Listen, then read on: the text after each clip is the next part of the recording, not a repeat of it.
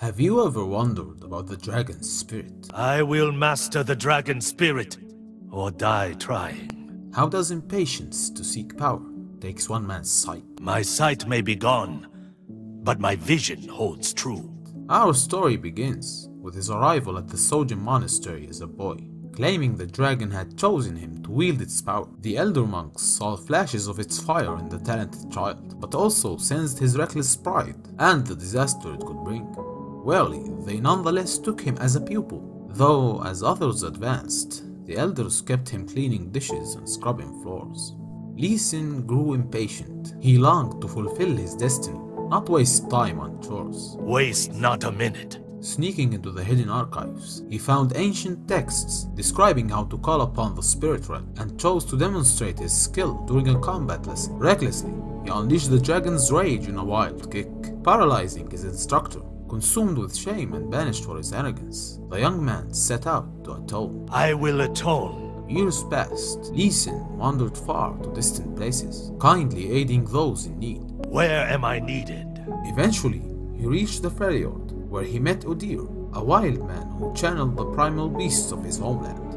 The so-called Spirit Walker struggled to control the powers that warred within him, and Lee Sin began to wonder if controlling the dragon was even possible. Sharing a need for spiritual guidance, the two men forged a bond. Old friend, I sense the spirits fighting within you still.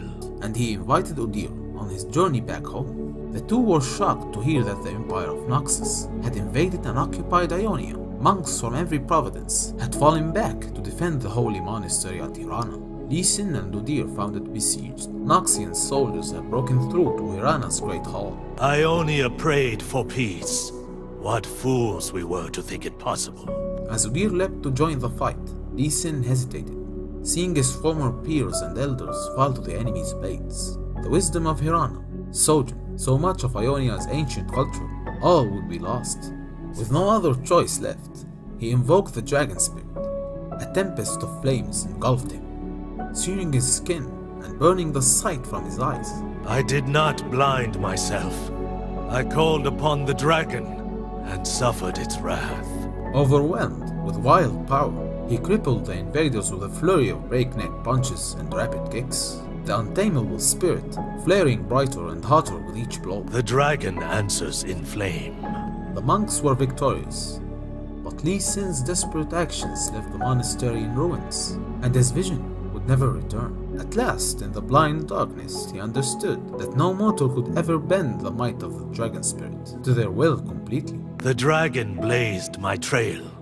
I merely walk it. Devastated and agonized, he tied a cloth over his sightless eyes and tried to take his way down the mountain paths. But the surviving elders stopped him in forsaking all desire for power. Their disgraced pupil was finally ready to begin anew. Although they would not forget his previous arrogance, the monks offered forgiveness. Never again will arrogance lead me astray. The dragon's wrath was deadly and unpredictable.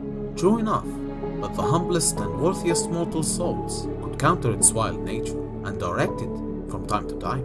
Gratefully, Lee Sin stayed with the monks to rebuild their monastery. And after the work was done and the Spirit Walker returned to the Freljord, Lee Sin devoted himself fully toward the pursuit of enlightenment. Enlightenment is knowing the value of one's ignorance. In the years since the war with Noxus ended, he has continued to meditate on his role in Ionia, knowing his homeland has not faced the last of its trials. Lee Sin must master himself and the dragon spirit within to face whatever foe is yet to come. They see only a blind man. I will open their eyes.